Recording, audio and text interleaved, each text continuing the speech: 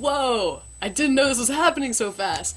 But, so she was all like, yeah, so I want to see, like, how he does the shot, because I don't want you doing it by yourself. And I was like, okay, whatever, I don't care, as long as I can shoot myself up with man today. Alright, so today is Tuesday, August 24th, and I haven't yet thought about how far on testosterone I am.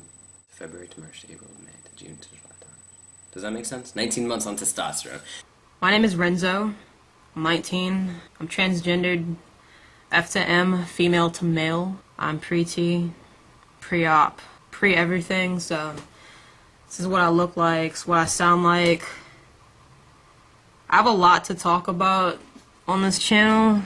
I don't have that many close friends, so, I mean, most of my really good friends, they've either moved far away, or they're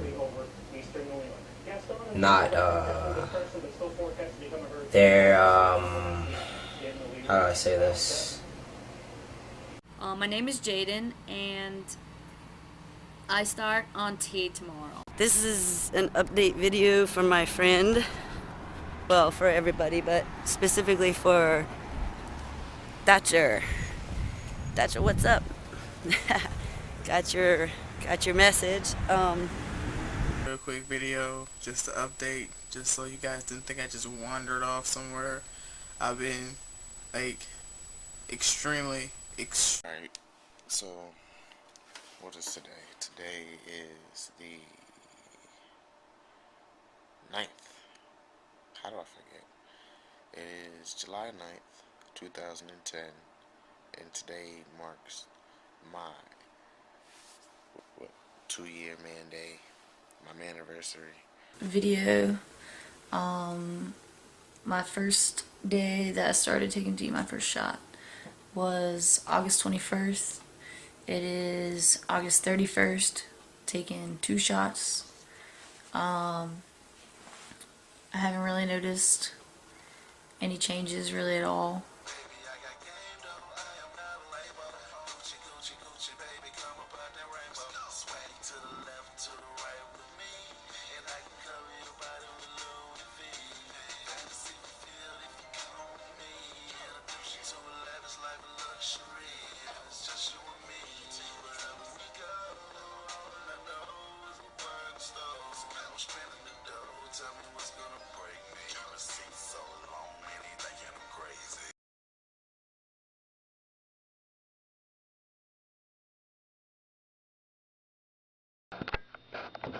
Is it on? Okay, it's on.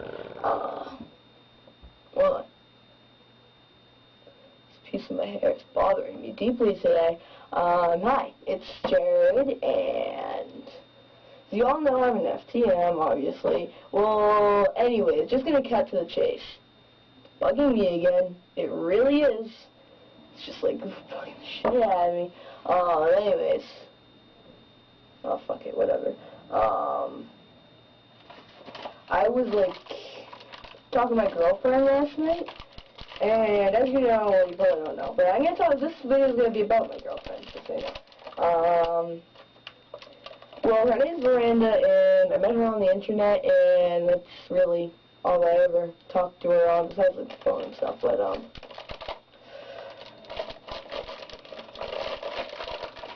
yeah. And I was talking to her last night, and I don't know, I really wanted to tell her, but I didn't know if I should tell her or not, because, I don't know, like, we've been together since, like, November 18th, and, anyways, I don't know if I should tell her that I'm trans or not, like, I really don't know. That's why I need your help. Sorry if I repeated myself. Comment me. Tell me if I should tell her or not. I mean, I love her and stuff, but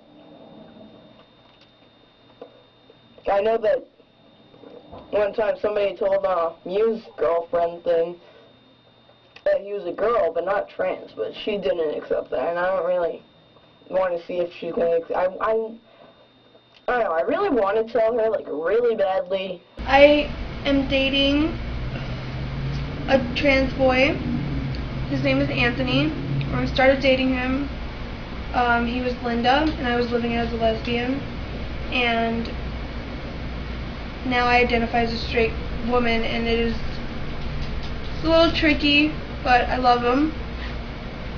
And I just wondered if anybody out there is in my same position and how they feel about it, and maybe the difficulties that they've been going through and how they deal with it.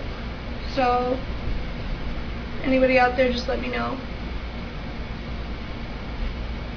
Well, first of all, I dated a trans guy for about a year, and we broke up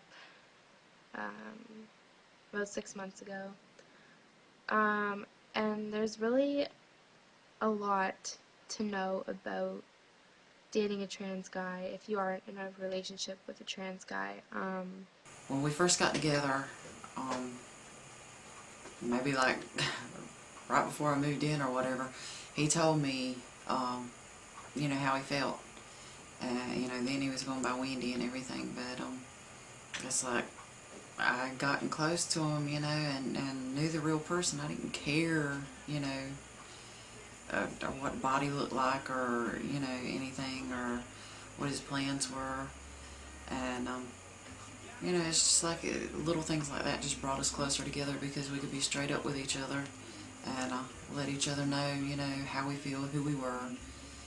And I don't know, it's like us together, I'm happier than I've ever dreamed I could be.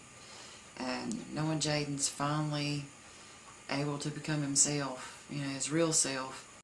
What do you think? What's something that you would have liked to have known before we started dating? Before we started dating? Yeah, that's awkward. Well, that's a long list, but ouch. Before the transition, what's something that would have been helpful to know that you didn't already know, or something that you did know that was really helpful?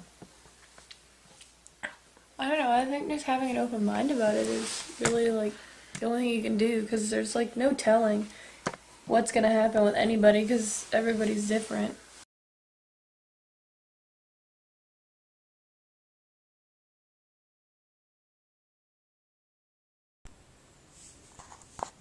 This is my 4 months post-op update.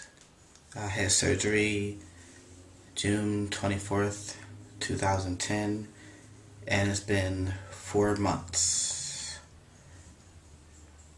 So it is 6 days post-op, and we're doing our first bandage change. I had surgery with Dr. Beverly Fisher in Timonium, Maryland in December 2006 with a revision in December 2007. Alright, so here's my chest, 6 months post-op-ish. I have a lot of acne, so I'm sorry. So this is a scar. It's a little red still over here, mainly.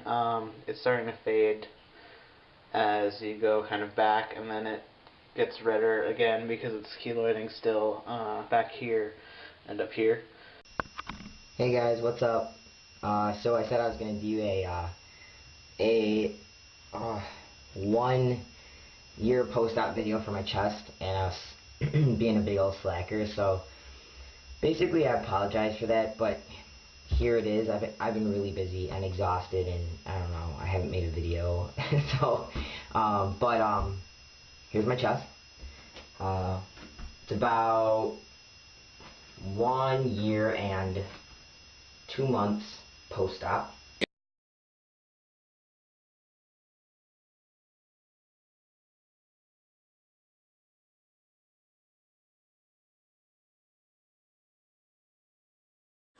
Dear Mom, I'm telling you this in letter form because I need a place to organize my thoughts and accurately convey them to you.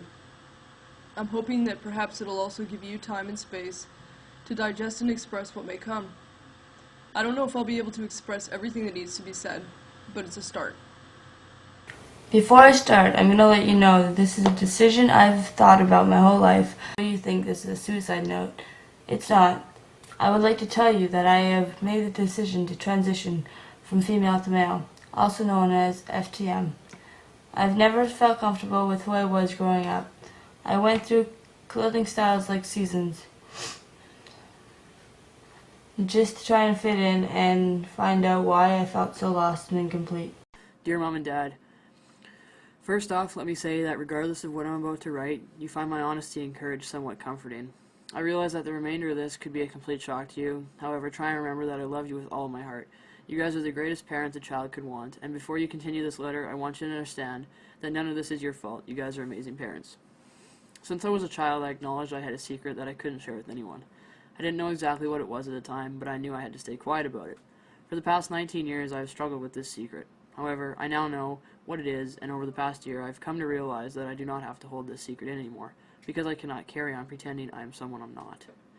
The secret that I have kept myself for such a long time is that I'm a transgendered male. All my life, I've felt like I'm in the wrong body, that my brain has never lined up with the body I was.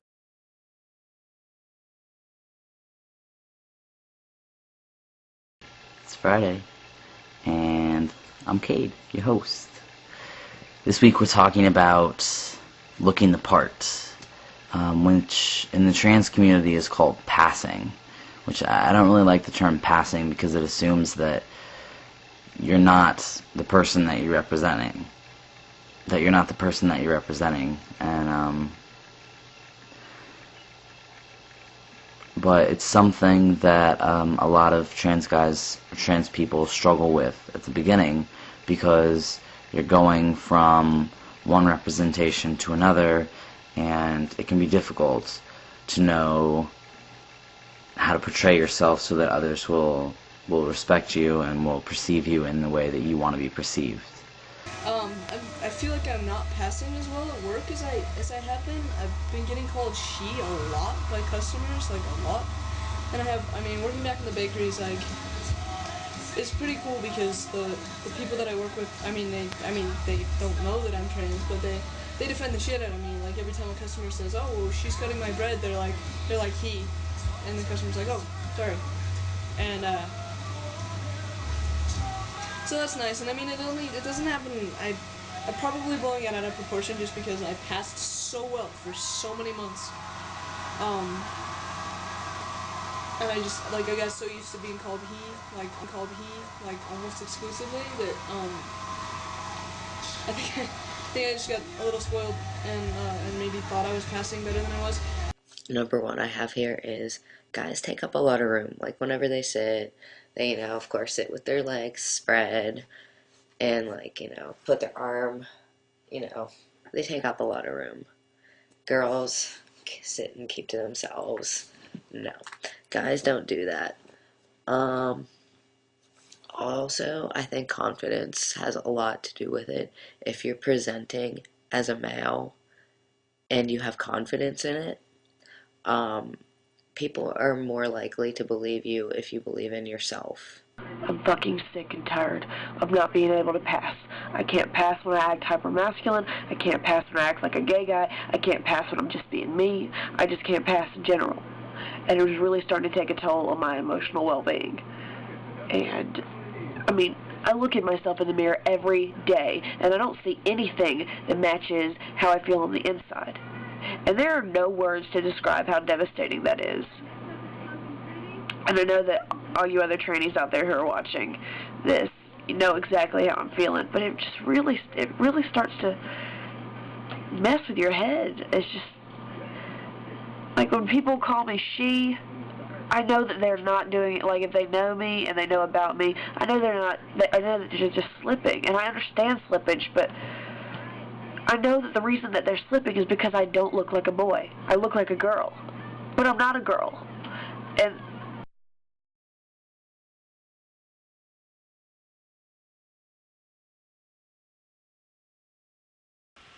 Hey YouTube, this is Charlie. Hey there, it's Charles. I am checking in after a couple weeks.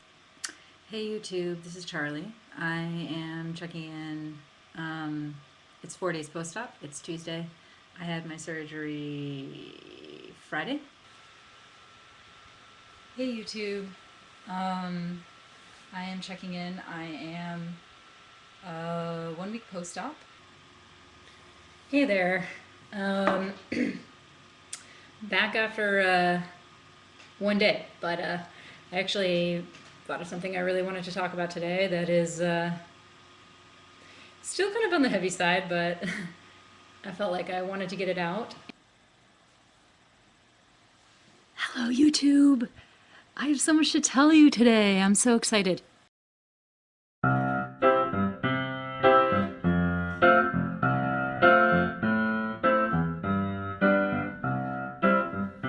I'm a new soul. I came to this strange world hoping I could learn a bit about how to give and take. But since I came here, felt the joy and the fear, finding myself making every possible mistake. I thought that I would talk a little bit today about how I figured out that I was of a trans experience. Hey y'all.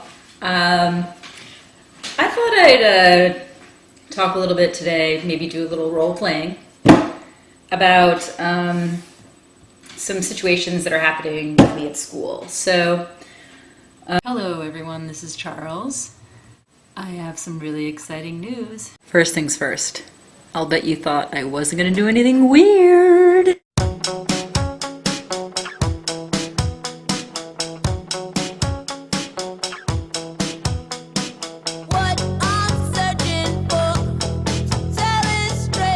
Hey y'all, this is Charles.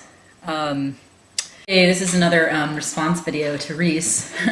And the responses to the video, Don't Date a Lesbian, in which Reese was talking about getting the advice to not date lesbians. Wow, that was deep, Charlie. Hey y'all, this is Charles. I am checking in from my new room. Some topics. Do you see my hand down the back of my pants right now? I'm touching my ass while I talk to you all right now. It's like I have this like weird small amount of fur on my ass, but I keep like stroking it. It's... Stop touching the fur. Okay, so here's the deal. Hey YouTube, this is Charles. I'm not gonna be able to post this because I have been placed in YouTube detention for 2 weeks for this little trailer for some trans-on-trans pornography that I have been involved in. So granted, there were some visual allusions to sodomy, but you couldn't see anything, so boo YouTube censorship.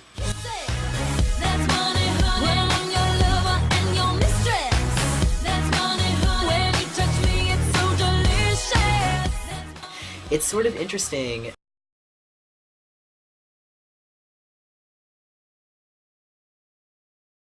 Watching last night or the night before the video that you sent me with the various questions, and it seems like perfect timing because the vlog that I just put up is fairly relevant. I address some of the topics that you brought up about why I vlog, in part because a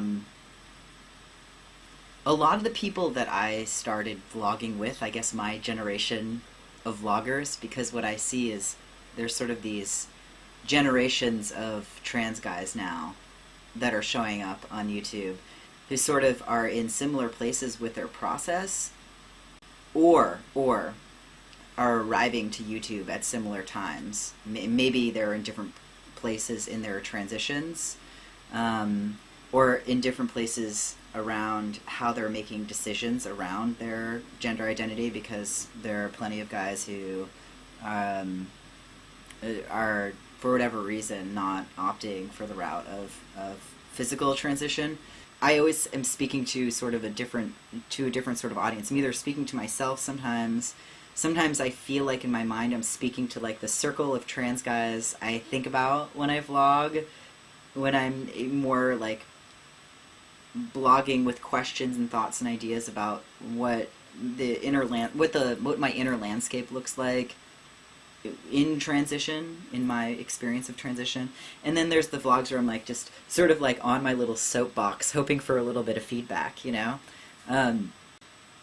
People have relationships with the people that they see online vlogging, and it impacts them, because I've been realizing of the day, like I've been really impacted by sort of my circle of people on YouTube sort of shrinking and shrinking and shrinking, or conflicts arising between people, my circle of people on YouTube, and it's, I don't know, it's like, it feels like something's missing, or there are people missing from my life that I'm accustomed to just seeing. It's like I'm the voyeur to their lives, you know, but it's like all of a sudden that channel just went to static. It's like my cable got cut out or something, and it's sad, it's hard.